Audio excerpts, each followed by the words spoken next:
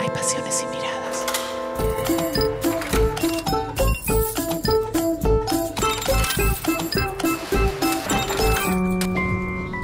En el medio del arte.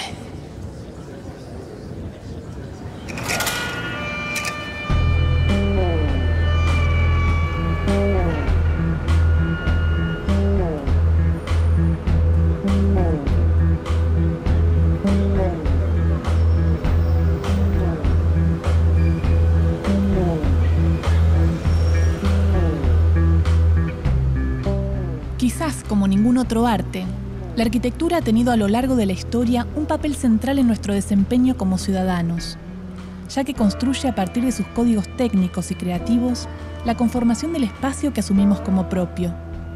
¿Qué es la arquitectura?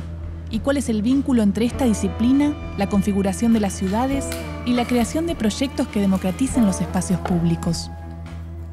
Es una pregunta muy fuerte, que es la arquitectura para un arquitecto. Hay una definición famosa de la arquitectura que es el arte de construir edificios.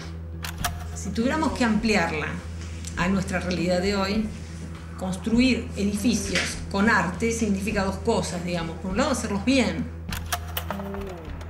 que duren, que sean fuertes, que resistan el agua. Y por otro lado, que sean bellos. Cuando alcanzan estas dos instancias, digamos, de que están bien construidos los edificios y al mismo tiempo aportan belleza, ahí podemos hablar de arquitectura. No siempre estamos hablando de arquitectura. De hecho, nosotros los arquitectos hacemos muchas veces construcciones que no son arquitectura. La ciudad está llena de ejemplos de edificios que no aportan a la arquitectura como situación. Para algunos, todo es arquitectura.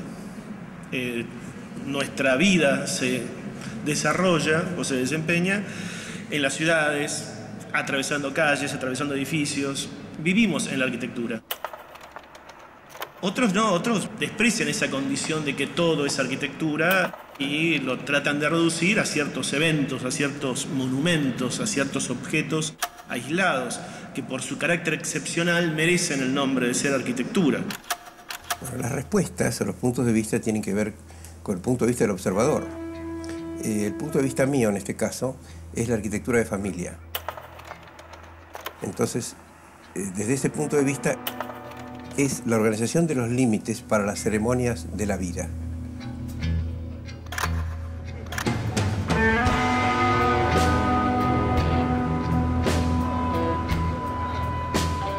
Si de alguna manera la arquitectura es una disciplina presente en nuestras vidas a cada instante, ¿cómo trabaja un arquitecto proyectos inclusivos entendiendo a la ciudad como un espacio urbano propiedad de todos? ¿Para quién trabaja un arquitecto? Es una profesión a veces poco comprendida o que se cree que está relegada a un determinado sector social, como una especie de lujo. Pero la cuestión estética, la cuestión formal, es también un derecho para toda la sociedad, no solamente para determinadas clases.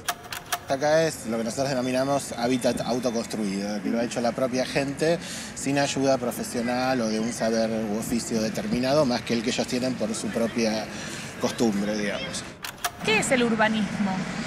Es un concepto para nosotros cada vez menos universal y más dependiente de situaciones locales. Por ejemplo, no son las mismas las necesidades de la ciudad latinoamericana con estas realidades por las que estamos caminando que las de una ciudad europea o de un país central. Para nosotros es el estudio de los proyectos y de las posibilidades de tener un hábitat más justo, digamos.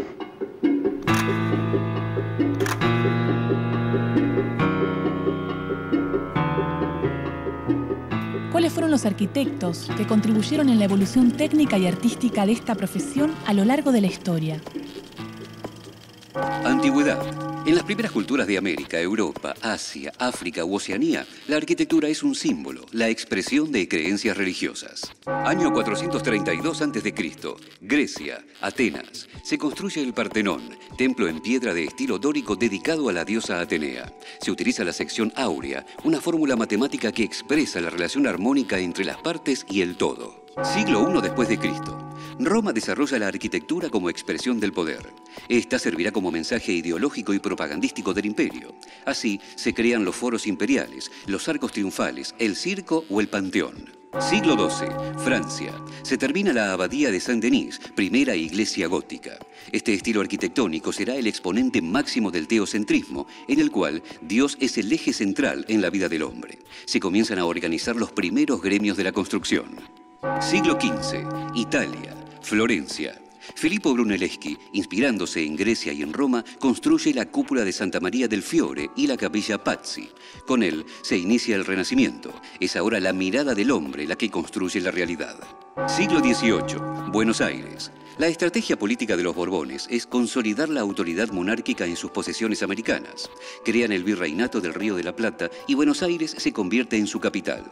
Esto genera una reestructuración urbana que incluye la construcción del consulado, el paseo de la Alameda y la catedral, así como el alumbrado público y asfaltado de calles. 1850, Francia. El barón Haussmann realiza una urbanización de París para las clases altas. Expulsa a los barrios obreros a la periferia y abre grandes avenidas que faciliten el desplazamiento del ejército y permitan una perspectiva central de los edificios gubernamentales como símbolo de las bases de la nación. Será el modelo de ciudad moderna.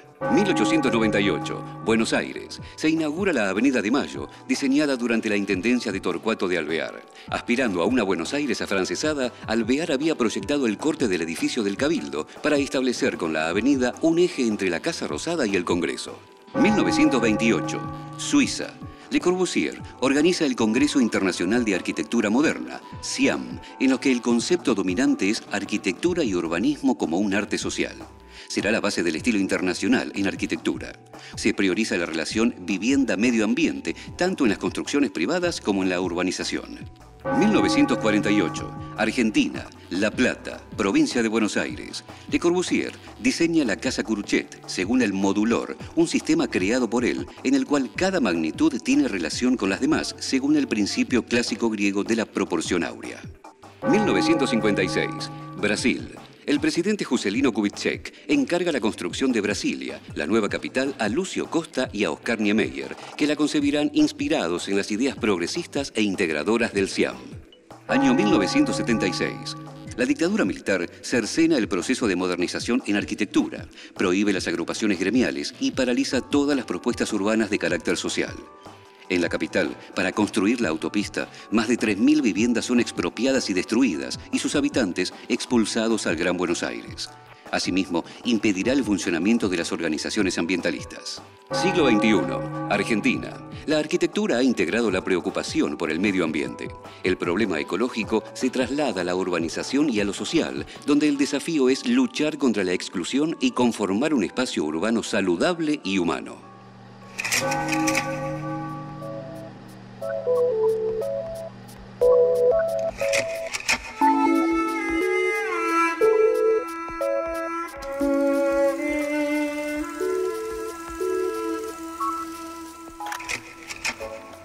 Se considera un arte la arquitectura porque no es una ciencia exacta. Y sobre todo porque, desde mi punto de vista, vuelvo a decir, la vida humana tiene muchísimo que ver. Y la vida humana es lo menos parecido a una ciencia exacta. Esta es una vieja discusión en la arquitectura. Incluso en una escuela de arquitectura siempre se discute si es ciencia o si es arte. Porque, bueno, para estudiar arquitectura hay que estudiar física, matemáticas, un montón de cosas científicas. Yo creo que la arquitectura, ciertos resultados arquitectónicos forman parte del campo de cosas asimilables a las obras de arte. El Banco de Londres de Clorindo Testa, uno puede decir, es una obra de arte en arquitectura. El caso de Clorindo Testa no es casual porque eres un artista. Un artista, me refiero, total, un tipo que dibuja, que pinta, que hace arquitectura y todo lo que hace es parecido, firmado, distinguible. Y eso forma parte del concepto de obra de arte, ¿no? La obra de arte es obra de un artista.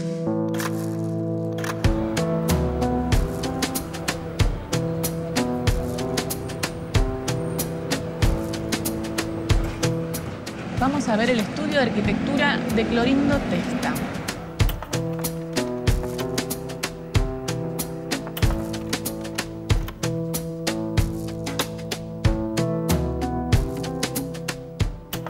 Clorindo, ¿qué es la arquitectura? puede ser que poner un ladrillo encima del otro para que alguien viva adentro. ¿Y cómo se adapta la arquitectura a las necesidades de la población? Mira, yo creo que se adaptaron desde el tiempo que la gente vivía en las cavernas, ¿viste? O sea, buscaban un agujero que los protegiera de la lluvia. Después traían una piedra para sentarse encima de la piedra. Después traían otra piedra para poder comer encima de la piedra. ¿Y qué tiene de arte el proceso creativo de armar un edificio? Yo creo que tiene de arte lo mismo que tiene un médico cuando, ¿entendés?, piensa cómo puede hacer una operación y cómo puede modificarla y la puede inventar. O sea, no hay ninguna diferencia entre uno que, ¿entendés?, piensa e imagina un cuerpo humano y sabe cómo es adentro y lo imagina, no necesita verlo para saber cómo es. ¿Te consideras un artista? No, me considero uno que hace cosas. ¿Qué placer encontrás en la arquitectura y qué placer en la pintura? Y las dos son exactamente iguales. O sea, no es que me guste más la arquitectura o la pintura, me gustan las dos, lo mismo, e hice siempre lo mismo. ¿Entendés? Desde que empecé.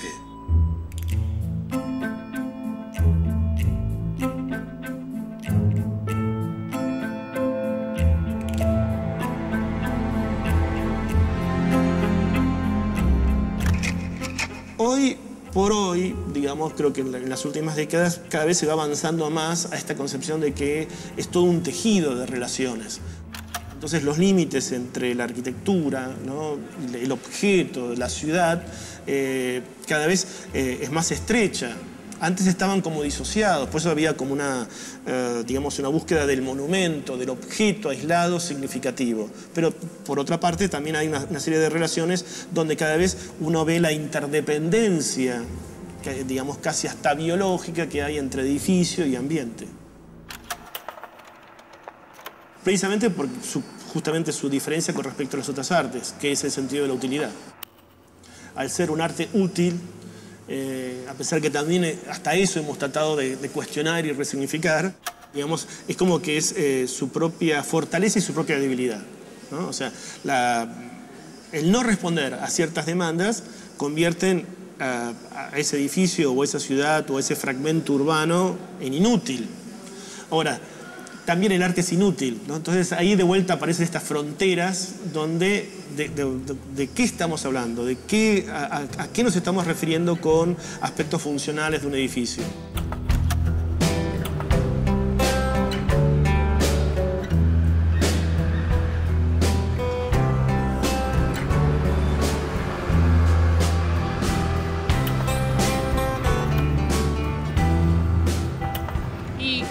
Tiene una forma de diseñarse, por ejemplo, la ciudad de La Plata, tiene una característica, ¿no?, en su diseño. Claro, ha habido distintos modelos urbanos a lo largo de la historia. La ciudad latinoamericana tradicional viene de la colonización española, de lo que se llamó el modelo de Indias, y vos recién mencionabas La Plata. Es una ciudad que ya fue construida ex novo, digamos, en el siglo XIX, ya con otra concepción de trazados que tenía que ver con otra escuela, que era la francesa, exacto. Más francesa. ¿Y Brasilia? Brasilia es hija de lo que nosotros denominamos el movimiento moderno, digamos, ¿no?, de las utopías de mediados del siglo XX. En general se pensaba en una arquitectura mucho más potente, depurada, que siguiera de alguna manera los procesos que se estaban dando en la industria. Y había como una ilusión y una utopía de que el derrame de esos procesos, o la socialización de esos procesos, iba a tener una traducción en la ciudad, también en una ciudad más justa.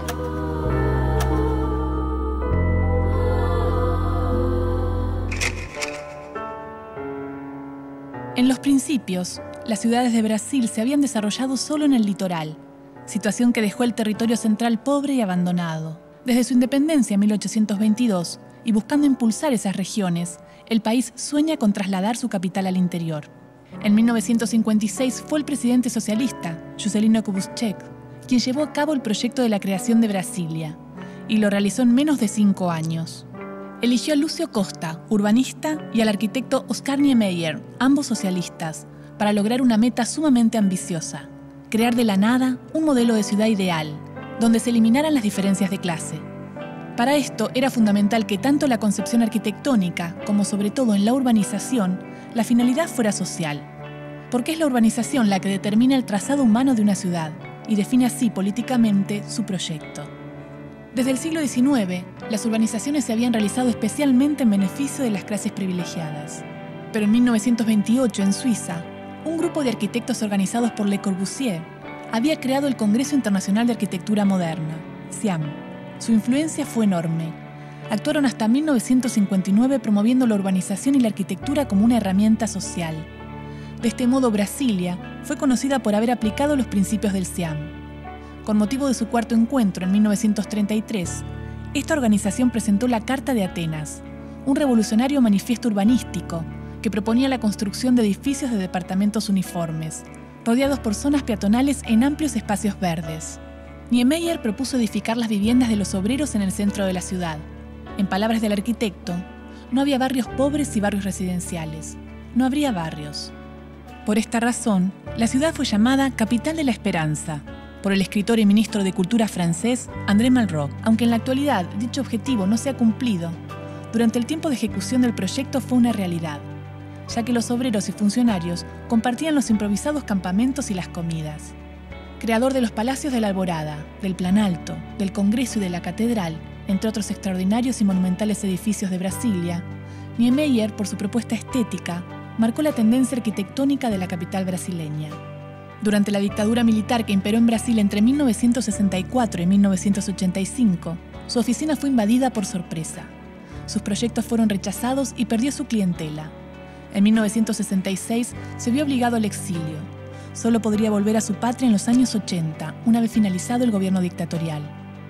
Sin embargo, desde esa fecha no ha dejado de trabajar y desarrollar su visión política y poética de la arquitectura. Incluso hoy, con más de 100 años, avanza su primer proyecto en Argentina, el Puerto de la Música de Rosario, que será un espacio para la cultura masiva, abierto e inclusivo.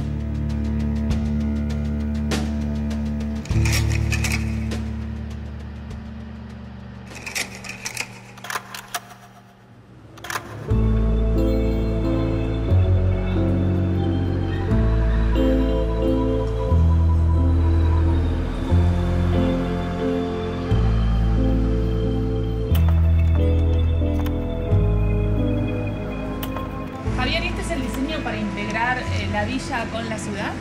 Sí, este es un anteproyecto que venimos trabajando ya hace 8 años desde la facultad. Básicamente lo que se ve en color es el proyecto del barrio tal cual está definido en este momento, sí, que tiene una serie de espacios públicos alrededor que sirven de conexión con el resto de las ciudades.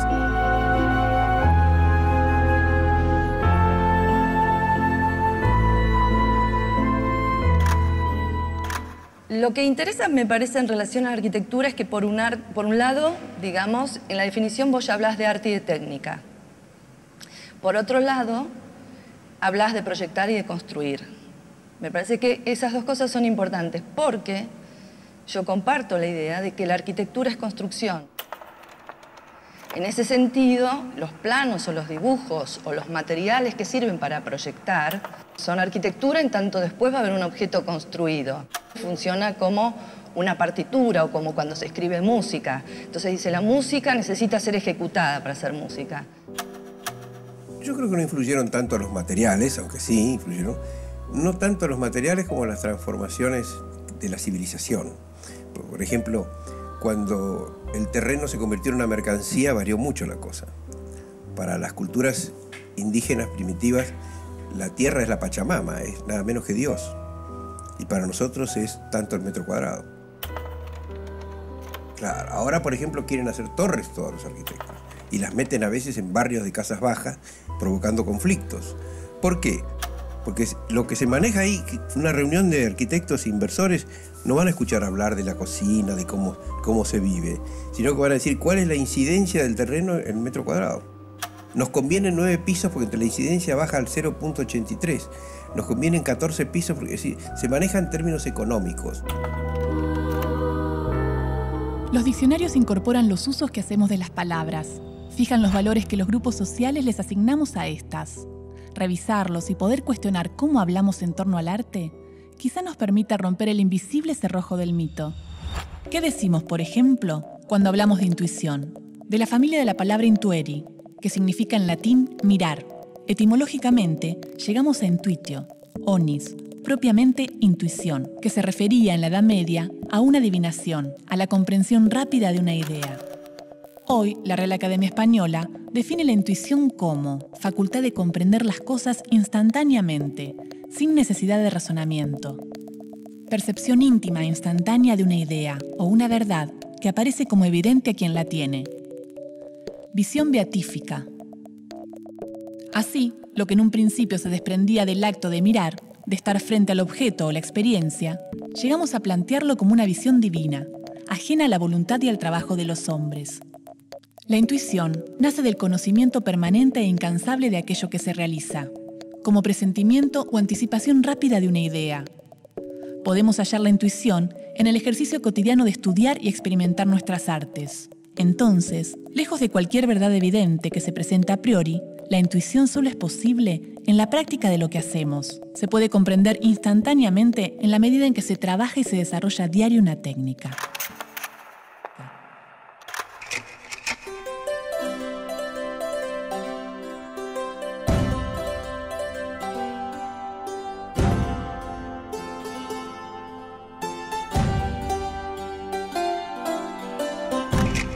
Y ahora deberíamos cruzar la autopista y ver la otra zona y ver la otra arquitectura de la ciudad. Exacto, hay como bordes muy fuertes, ¿no? La Avenida del Libertador o la Plaza del Ferrocarril separa estas dos ciudades. La idea es, en el proyecto, construir algunos nexos, algunas articulaciones entre esas dos ciudades. Y ese es el Buenos Aires más tradicional, ¿no? La cuadrícula 100 por 100 metros, edificios. Claro, y sobre esa cuadrícula, arquitectura moderna, contemporánea, como es el caso de las torres. El tema es reconocer que todo es Buenos Aires, digamos, aquello y esto, digamos, ¿no? Y poder que el proceso creativo del urbanismo esté afectado no solo a lo que nos enseñaron, que es a trabajar sobre esa ciudad tradicional, sino también sobre estos recortes de ciudad que lamentablemente son una porción importante del área metropolitana. Pedirle a la arquitectura que cambie algo de la sociedad por su hecho de existir, me parece que es imposible, digamos. Es la humanidad la que va cambiando las cosas y la que le va pidiendo a la arquitectura respuestas para sus necesidades, para sus programas.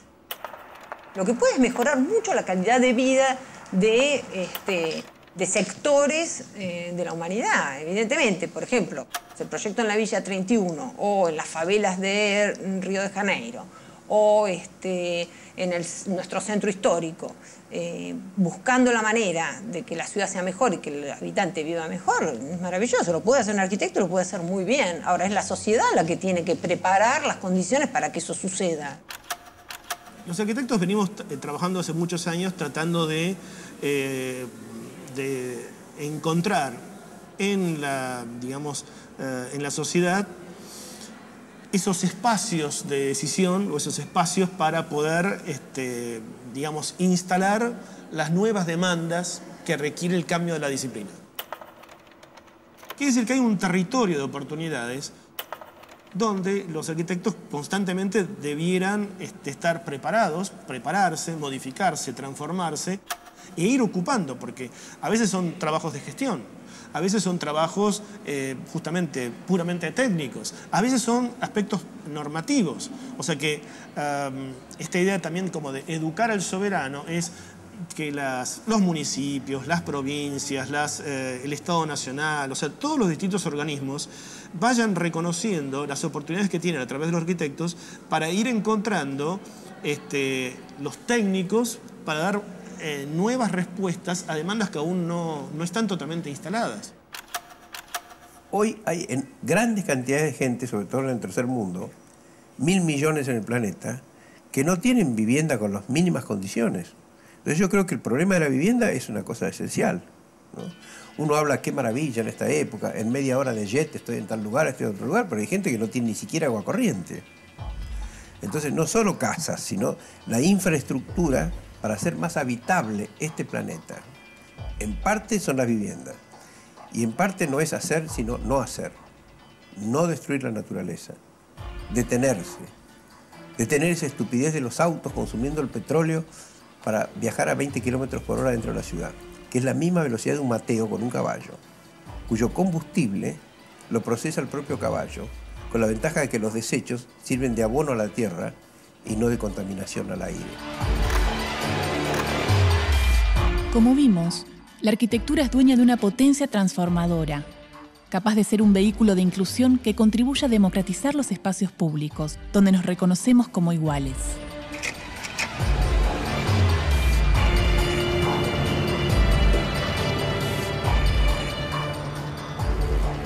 La arquitectura es parte del escenario de la vida.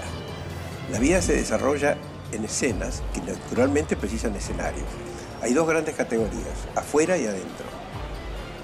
Adentro es la casa, que es importante, y afuera es la ciudad. A veces es terrible, son los trenes llenos, los colectivos, el tránsito, que es el mayor enemigo de las ciudades, son el tránsito y los intendentes.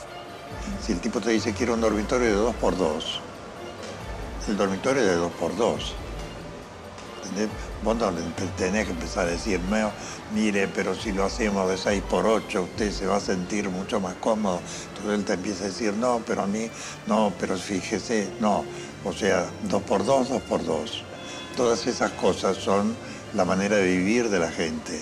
Entonces, esa manera de vivir no tenés por qué cambiárselas.